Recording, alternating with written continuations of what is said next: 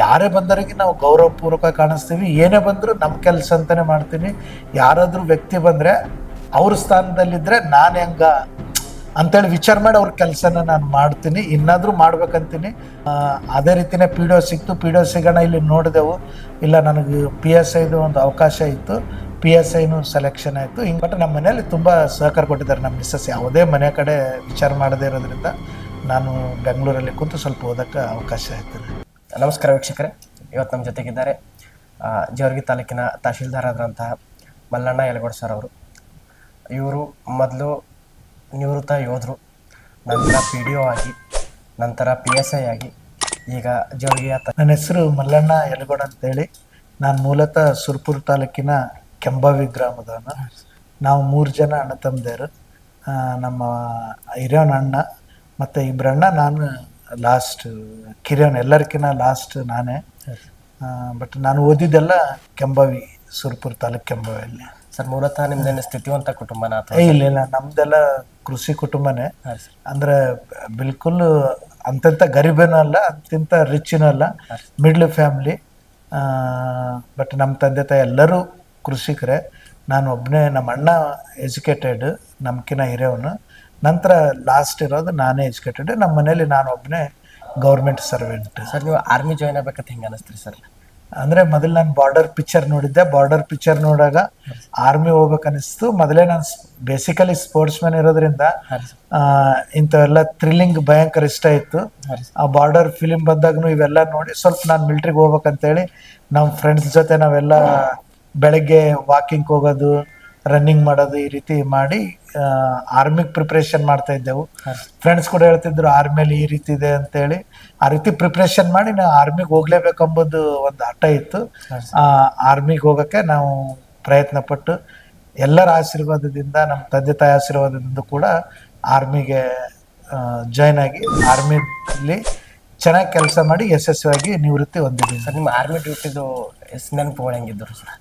Army duty basically challenging. ಅಂದರೆ ಹಿಂಗೆ ನಮ್ಮದು ಮೇನಾಗಿ ಇನ್ಫೆಂಟ್ರಲ್ಲಿ ಕಾಲ್ದಳ ಇದ್ದಂಗೆ. ಅಂದರೆ ಎಲ್ಲ ಆರ್ಮಿಯಲ್ಲೇ ಅತ್ಯಂತ ಟಫ್ ಅಂತಂದರೆ ಕಾಲ್ದಳ ಆರ್ಮಿನೇ. ಇನ್ಫೆಂಟ್ರಿ ಅಂತಾರೆ ಅದಕ್ಕೆ, ಬ್ಯಾಟ್ಲ್ ಆಫ್ ಕ್ವೀನ್ ಅಂತಾರೆ. ಅಂದರೆ ಯಾವುದೇ ಒಂದು ಯುದ್ಧ ಸಕ್ಸಸ್ ಆಗಿ ಅಂತಿಮವಾಗಿ ಕ್ಯಾಪ್ಚರ್ ಮಾಡ್ಕೊಂಡು ನಾವೇನಾದರೂ ಲ್ಯಾಂಡನ್ನ ಅಕ್ಯುಪೈ ಮಾಡ್ಕೋತೀವಿ ಅಂದ್ರೆ ಅದಕ್ಕೆ ಇನ್ಫೆಂಟ್ರಿ ಬೇಕು. ಆ ಇನ್ಫೆಂಟ್ರಿಯಲ್ಲಿ ಕೆಲಸ ಮಾಡಿದೀವಿ ಅಂದಮೇಲೆ, ಇನ್ಫೆಂಟ್ರಿಯಲ್ಲಿ ಯೂಸಲಿ ಎಲ್ಲ ಆರ್ಮಿ ಸೆಕ್ಷನ್ ವಿಂಗ್ಕ್ಕಿಂತಲೂ ನಮ್ಮ ಇನ್ಫೆಂಟ್ರಿ ತುಂಬ ಹಾರ್ಡ್ ಇರುತ್ತೆ.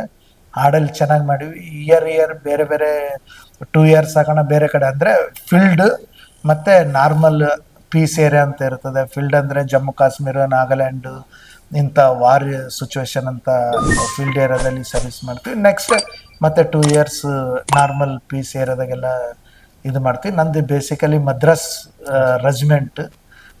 ರೆಜಿಮೆಂಟ್ದಲ್ಲಿ ಮ್ಯಾಕ್ಸಿಮಮ್ ಆಂಧ್ರ, ತಮಿಳು, ಕೇರಳ, ಮಲಯಾಳಂ ಈ 4 ಸ್ಟೇಟ್ ಮಾತ್ರನೇ ನಾವು ಜಾಸ್ತಿ ಇರ್ತೀವಿ. Madras regiment training Madras Wellington ಅಂತೇಳಿ, ತಮಿಳ್ನಾಡಿನ ವೆಲ್ಲಿಂಗ್ಟನ್, ಊಟಿಯಿಂದ 14 ಕಿಲೋಮೀಟರ್ ಇದೆ. ವೆಲ್ಲಿಂಗ್ಟನ್ನಲ್ಲಿ ನಂದು ಟ್ರೈನಿಂಗ್ ಆಗಿತ್ತು. ಸರ್, ನಿಮ್ಮ ಆರ್ಮಿ ಇದ್ರೊಳಗೆ ನಿಮ್ಮ ದೈನಂದಿನ ಚಟುವಟಿಕೆ ಹೆಂಗಿರ್ತೈತ್ರಿ ಸರ್ ನಿಮ್ಮದು? ಆರ್ಮಿಯಲ್ಲಿ ಅಂದರೆ ಬೆಳಗ್ಗೆ ನಾವು 4 ಗಂಟೆಗೆ ಹೇಳ್ತೀವಿ, 5 ಗಂಟೆಗೆಲ್ಲ ಫ್ರೆಶ್ ಅಪ್ ಆಗ್ತೀವಿ. 6 ಗಂಟೆಗೆ ಎಲ್ಲರೂ ಫಾಳಿನಾಗ ಅಂದರೆ ಎಕ್ಸಸೈಸ್ ಮಾಡೋಕೆ, ಫಿಸಿಕಲ್ ಆ್ಯಕ್ಟಿವಿಟೀಸ್ ಮಾಡ್ತೀವಿ. ಮತ್ತು ಟಿಫಿನ್ ಮಾಡಿ ಬಂದು ಮತ್ತೆ 8 ಗಂಟೆಗೆ ನಮ್ಮ ರೆಗ್ಯುಲರ್ ವರ್ಕ್ ಅಂದರೆ ಟ್ರೈನಿಂಗ್ ಏನಿದೆ ನಮ್ಮದು ಆರ್ಮಿದಲ್ಲಿ, ಆ ರೀತಿ 8 ಗಂಟೆಗೆ ಮಾಡ್ತೀವಿ. ಮತ್ತು 1:15 ಮುಗಿತಾ, 1:15 ಮುಗೋಣ, ಮತ್ತೆ ಲಂಚ್ ಬ್ರೇಕ್ ಆಗೋಣ, ಮತ್ತೆ 3 ಗಂಟೆಗೆ ಮತ್ತೆ ಆ್ಯಕ್ಟಿವಿಟೀಸ್ ಸ್ಟಾರ್ಟ್ ಆಗುತ್ತಾ.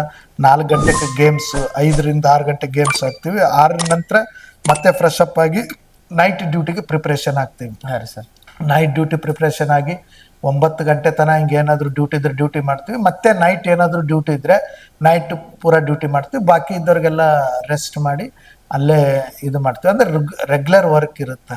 ಆ ಸಿಚುವೇಶನ್ ಅಪಾನ್ ಆ ಫೀಲ್ಡ್ ಆ ಫೀಲ್ಡ್ ಯಾವ ರೀತಿ ಆ ರೀತಿ ಡ್ಯೂಟಿ ಮಾಡಿ ರೆಗ್ಯುಲರ್ ಅದನ್ನೇ ಬೆಳಗ್ಗೆ ಹೇಳಂಗೆ ಇರ್ತೀನಿ. ಸರ್ ಈಗ ಸರ್ ನೀವು ಆರ್ಮಿಲಿಂದ ರಿಟೈರ್ಡ್ ಆದ್ಮೇಲೆ ಸರ್ ನಿಮಗೆ ಪಿ ಡಿ ಒ ಆಗಬೇಕು ಅಂತ ಯಾವ ರೀತಿ ಅನ್ನಿಸ್ತ್ರಿ ಸರ್? ಇಲ್ಲ, ಆ್ಯಕ್ಚುಲಿ ಪಿ ಡಿ ಒ ಆಗ್ಬೇಕಂದ್ರೆ ನಾನು PSI ಆಗ್ಬೇಕಂತೇಳಿ ಮೊದಲಿಂದ ನಂದು ಕನಸಿತ್ತು. ಪಿ ಡಿ ಒ ಅವಾಗ ಇರಲಿಲ್ಲ. ನಾನು ಹೋಗ್ಬೇಕಾದ್ರೆ ನಾವು ಫ್ರೆಂಡ್ಸ್ ಎಲ್ಲ ಇದು ಮಾಡಾಗ ಕಳ್ಳ ಪೊಲೀಸ್ ಆಡಾಗ ಮ್ಯಾಕ್ಸಿಮಮ್ ಅವ್ರು ಕಳ್ಳರಾದ್ರೆ ನಾವು ಪೊಲೀಸರೇ ಅಂತೇಳಿ ಇದು ಮಾಡ್ಕೋತಾ ಇದ್ದೆವು. ನಮ್ಮೂರಲ್ಲಿ ಒಬ್ರು PSI ಹುಲಿಮನಿ ಸರ್ ಅಂತಿದ್ರು. ನಾವು ಸ್ಕೂಲ್ ಕಲಿಯಾಗ ಅವ್ರದ್ದೇ ಇಂಪ್ರೆಷನ್ ಇತ್ತು. ನಮ್ಮ ಸ್ಕೂಲ್ ಬಾಜುನೇ ಅವ್ರದ್ದು ಸ್ಟೇಷನ್ ಇತ್ತು. ಹಿಂಗಾಗಿ ಬುಲೆಟ್ ಮೇಲೆ ಹೋಗಾಗ ಬರಾಗ ಅವಾಗ ನಮ್ಗೆ ತುಂಬಾ ಹೆಮ್ಮೆ ಅನಿಸ್ತಿತ್ತು ಅವ್ರು ಬರ್ಬೇಕಾದ್ರೆ. ನಮ್ಮ ಸ್ಕೂಲ್ ಟೈಮ್ಗೆ ಬರ್ತಿದ್ರು. ಹಿಂಗಾಗಿ ನಾವು PSI ಆಗ್ಬೇಕು ಅನ್ನೋದು ಬಂತು. ಬಟ್ ಯಾವಾಗ ನಾವು ಮಿಲಿಟ್ರಿಯಲ್ಲಿ ಜಾಯ್ನ್ ಆದಾಗ ಅಷ್ಟೇನು ಅನಿಸಿರ್ಲಿಲ್ಲ. ನಮ್ದು ಮುಗೀತು ಅನ್ಕೊಂಡಿದ್ದೆವು. ಯಾವಾಗ ನಾನು ರಜೆ ಬರ್ಬೇಕಾದ್ರೆ ನಮ್ಮ ಊರಿಗೆ ನಾನು ರಜೆಯಲ್ಲಿ ಇರ್ಬೇಕಾದ್ರೆ ಒಬ್ರು PSI ಮೀಟ್ ಮಾಡಕ್ ಹೋಗಿದ್ದೆ. ಅವರು ಎಕ್ಸರ್ವಿಸ್ ಮ್ಯಾನ್ ನಮ್ಮ ಊರಿಗೆ ಬಂದಿದ್ರು. ಅವ್ರ ಹೆಸರು ಮೊನ್ನೆ DSP ಆಗಿ ಇದಾದ್ರು. ಅವರು ನನಗೆ ಹೇಳಿದ್ರು, ಈ ರೀತಿ ನಿನಗೆ ಫ್ಯೂಚರ್ ಇದೆ, ಮುಂದೆ ನೀನು PSI ಆಗ್ಬೋದು ಅಂತೇಳಿ. ಅವಾಗ ನಾನು ಹೌದಾ ನಾನು ಆಗ್ಬಾರ್ದು ಅಂತೇಳಿ ಮತ್ತೆ ನಾನು ಓದೋದ್ರ ಕಡೆ ಗಮನ ಕೊಟ್ಟೆ. ಅಲ್ಲಿವರೆಗೂ ನಾನು 10 ವರ್ಷವರೆಗೂ ಯಾವುದು ಓದೋದ್ರ ಕಡೆ ಗಮನ ಕೊಟ್ಟಿರ್ಲಿಲ್ಲ. ಡ್ಯೂಟಿ ಆಯ್ತು, ನಾನಾಯ್ತು ಅಲ್ಲಿ ಏನು ಹಾರ್ಡ್ ಡ್ಯೂಟಿ ಮಾಡ್ಬೇಕು ಇದ್ರಲ್ಲೆಲ್ಲ ನಾನು ತುಂಬಾ ಕೋರ್ಸಸ್ ಇದು ಆರ್ಮಿಯಲ್ಲಿ. ಅಂದ್ರೆ ಹಿಂಗ್ physical training courses, weapon training, ಅವೆಲ್ಲ ನಾನು ಆ ಟೈಮ್ದಲ್ಲಿ ಏನೇನ್ ಮಾಡ್ಬೇಕು, ಮಿಲಿಟ್ರಿಯಲ್ಲಿ ಏನೇನು ಕೋರ್ಸಸ್ ಮುಗಿಸ್ಬೇಕು ಅಲ್ಲಿದೆಲ್ಲ ಕೋರ್ಸಸ್ ಮುಗಿಸ್ಕೊಂಡು ಒಳ್ಳೆ ಇನ್ಸ್ಟ್ರಕ್ಟರ್ ಅಂತ ಇರ್ತಾರಲ್ಲ, ಆ ರೀತಿ ಇನ್ಸ್ಟ್ರಕ್ಟರ್ ಅಂದ್ರೆ ಕಲಿಸಿ ಕೊಡೋಂತಾರ, ಅದನ್ನೆಲ್ಲ ಅಲ್ಲಿ ಕೋರ್ಸಸ್ ಮುಗಿಸಿದೆ. ಯಾವಾಗ ಈಗ ಬರೋಣ ನಾನು ಹೊರಗಡೆ ಹೋಗಿ ಏನಾದ್ರು ಮಾಡ್ಬೇಕು ಅಂದಾಗ ಅವಾಗ ಪ್ರಿಪ್ರೇಷನ್ ಓದಕ್ಕೆ ಸ್ಟಾರ್ಟ್ ಮಾಡಿದೆ. ನಾನು ಇಲ್ಲಿ ಹೊರಗಡೆ ಬಂದು ಏನಾದ್ರು ಜಾಬ್ ಹಿಡಿಬೇಕು ಅಂತೇಳಿ. ಮತ್ತೆ ಆರ್ಮಿದಲ್ಲಿ ಕೂಡ ಆಫೀಸರ್ಸ್ ಟ್ರೈನಿಂಗ್ ಎಕ್ಸಾಮ್ ಬರೆಯೋದಕ್ಕೆ ಅಲ್ಲಿನೂ ಕೂಡ ನನಗೆ ತುಂಬಾ ಸಹಕಾರ ಕೊಟ್ಟರು. ಸ್ವಲ್ಪ ಎಲ್ಲದರಲ್ಲಿ ಆಕ್ಟಿವ್ ಇರೋದ್ರಿಂದ ಏನಾದ್ರು ಸಾಧನೆ ಮಾಡ್ತಾನೆ ಅಂತೇಳಿ ಅವರು ನಮ್ಮ ಆರ್ಮಿಯವರು ನನಗೂ ಸಪೋರ್ಟ್ ಮಾಡಿ ಸ್ವಲ್ಪ ಕೋಚಿಂಗು ಅದು ಕೂಡ ಕೊಡಿಸಿದ್ರು. ಅಲ್ಲಿಂದ ನಾನು ಸ್ವಲ್ಪ ಓದೋದ್ರ ಕಡೆ ಗಮನ ಕೊಟ್ಟೆ. ಮತ್ತು UI ಯೂನಿಟ್ ಎಜುಕೇಶನ್ ಇನ್ಸ್ಟ್ರಕ್ಟರ್ ಅಂತೇಳಿ ಒಂದು ಎಜುಕೇಶನ್ ಇದೆ, ಒಂದು ವಿಂಗ್ ನಮ್ಮ ಆರ್ಮಿಯವರಿಗೆ ಎಜುಕೇಶನ್ ಕಲಿಯಕ. ಅಲ್ಲಿ ನನಗೂ ಕೂಡ ಕೋರ್ಸ್ ಕಲಿಸಿದ್ರು. ಅಲ್ಲಿ ಸ್ವಲ್ಪ ಇಂಗ್ಲಿಷ್ ಇಂಪ್ರೂವ್ಮೆಂಟ್ ಹಿಂಗೆಲ್ಲ ಆಗೋದ್ರಿಂದ ಓದೋದ್ರ ಕಡೆ ತುಂಬಾ ಸ್ವಲ್ಪ ನಾಲೆಜ್ ತಗೊಳ್ಳೋಣ ಅಂತೇಳಿ ಇಂಟ್ರೆಸ್ಟ್ ಬಂದು, ಮತ್ತೆ ಸಿಕಂದ್ರಾಬಾದ್ ನಮ್ಮ ಬಲ್ಲಿ ಯೂನಿಟ್ ಬಂದಾಗ ಸ್ವಲ್ಪ ಕ್ಯೂಸ್ ಕಾಂಪಿಟೇಷನ್ ಅವು ಇದು ಮಾಡ್ಕೊಂಡು ಇಂಗ್ಲೀಷಲ್ಲಿ ಸ್ವಲ್ಪ ಇಂಪ್ರೂವ್ಮೆಂಟ್ ಆದವು. ಹಿಂಗಾಗಿ ಓದೋದ್ರ ಕಡೆ ಸ್ವಲ್ಪ ಗಮನ ಜಾಸ್ತಿ ಆಯ್ತು. ಅಂದ್ರೆ ಬಂದು ಆರ್ಮಿಲಿಂದ ರಿಟೈರ್ಡ್ ಆದ್ಮೇಲೆ ಸಾಕಪ್ಪ ಜೀವನ ಅಮೌಂಟ್ ಬರ್ತಾವ ಸಾಕು, ಅದ್ರ ಮೇಲೆ ಇದು ಮಾಡ್ಬೇಕಂತ ಇದು ಮಾಡ್ಲಿಲ್ರಿ ಸರ್? ಇಲ್ಲ, ನಮ್ಗ ಒಟ್ಟ ಸಾಧನೆ ಮಾಡ್ಬೇಕನ್ನೋದಿತ್ತು. ಅದೇ ರೀತಿನೇ PDO ಸಿಕ್ತು. PDO ಸಿಗೋಣ ಇಲ್ಲಿ ನೋಡಿದೆವು, ಇಲ್ಲ ನನಗೆ PSIದು ಒಂದು ಅವಕಾಶ ಇತ್ತು, PSIನೂ ಸೆಲೆಕ್ಷನ್ ಆಯ್ತು. ಹಿಂಗಾಗಿ ನನಗೊಂದು ಇಷ್ಟ ಏನಂತಂದ್ರೆ ಮಿಲಿಟ್ರಿಗೆ ಹೋಗ್ಬೇಕಂತದ್ದು ಒಂದು ಇಷ್ಟಪಟ್ಟದ್ದು ಈಡೇರಿತು. ಅದೇ ರೀತಿ PSI ಆಗ್ತೀನಿ ಅಂತೇಳಿ ಅವಾಗ್ನು ಏಜ್ ಮುಗಿದೈತಪ್ಪ, PSI ಆಗಲ್ಲ ಅನ್ಕೊಂಡಿದ್ದೆವು. ಮಿಲಿಟ್ರಿಯಲ್ಲಿ ಏಜ್ ಕನ್ಸೆಷನ್ ಇರೋದ್ರಿಂದ PSI ಕೂಡ ಆದೆವು. ಹಿಂಗಾಗಿ ನಮ್ಮ ಫ್ರೆಂಡ್ಸ್ ಕೂಡ ಹೇಳ್ತಾರೆ, ಈ ರೀತಿ ನೀನೇನ್ ಅನ್ಕೊಂಡಿದೆ ಎಲ್ಲಾನೇ ಮಾಡಿ ಮುಗಿಸಿದೆ ಅಂತೇಳಿ. ನನಗೂ ಅದೇ ಖುಷಿ. ಸರ್ ನೀವು PSI ಆದ್ಮೇಲೆ ಸರ್ ಈಗ ತಹಶೀಲ್ದಾರ್ ಎಕ್ಸಾಮ್ ಬರೀತಿದ್ರೆ, KS ಎಕ್ಸಾಮ್ ಆ ಟೈಮ್ನಾಗ ಮನ್ಯಾಗ ಅನ್ಲಿಲ್ಲ ಸರ್, ಸುಮ್ಮನೆ ಯಾಕೆ ಹೇಳೋಣ ತಿಕ್ಸೋದು, ಒಂದು ಜಾಬ್ ಅದ ಅದೇ ಮಾಡ್ಕೊಂಡು ಹೋಗತ್ತೇನು? ಇಲ್ಲ, ಆ್ಯಕ್ಚುಲಿ ನಮ್ಮ ಮನೇಲಿ ಎಲ್ಲರೂ ನನಗೇನು ನಾನು ಏನು ಮಾಡ್ತೇನೆ, ಬೇಸಿಕಲಿ ನಾನು ಏನು ಮಾಡ್ತೇನೆ ಅನ್ನೋದು ನಮ್ಮ ಮನೆಯವ್ರಿಗೆ ಹೇಳಲ್ಲ.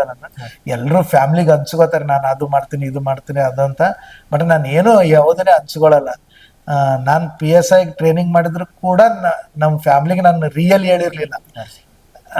ಯಾವ್ದ ಕೆಲ್ಸಕ್ಕೆ ಹೋಗ್ಯಾನ ಅಂತ ಅಂದ್ರೆ ಜಾಸ್ತಿ ಹಂಚ್ಕೋತಾರೆ. ಬಟ್ ನಮ್ಮ ಮನೆಗೆ ಎಲ್ಲನೇ ನಾನು ಓದಕ್ಕೂ ಸಪೋರ್ಟು, ಎಲ್ಲನೇ ನಾನು ಕೋಚಿಂಗ್ ಹೋಗ್ಬೇಕಾದ್ರೆ ಬೆಂಗಳೂರಲ್ಲಿ ಇರ್ಬೇಕಾದ್ರೂ ಸಪೋರ್ಟು, ಎಲ್ಲ ಓದೋರಲ್ಲಿ ಮಾಡ್ತಾರೆ. ನಮ್ಮ ಮಿಸ್ಸಸ್ ಎಲ್ಲನೇ ಮನೆ ಜವಾಬ್ದಾರಿ ನೋಡ್ಕೋತಾರೆ.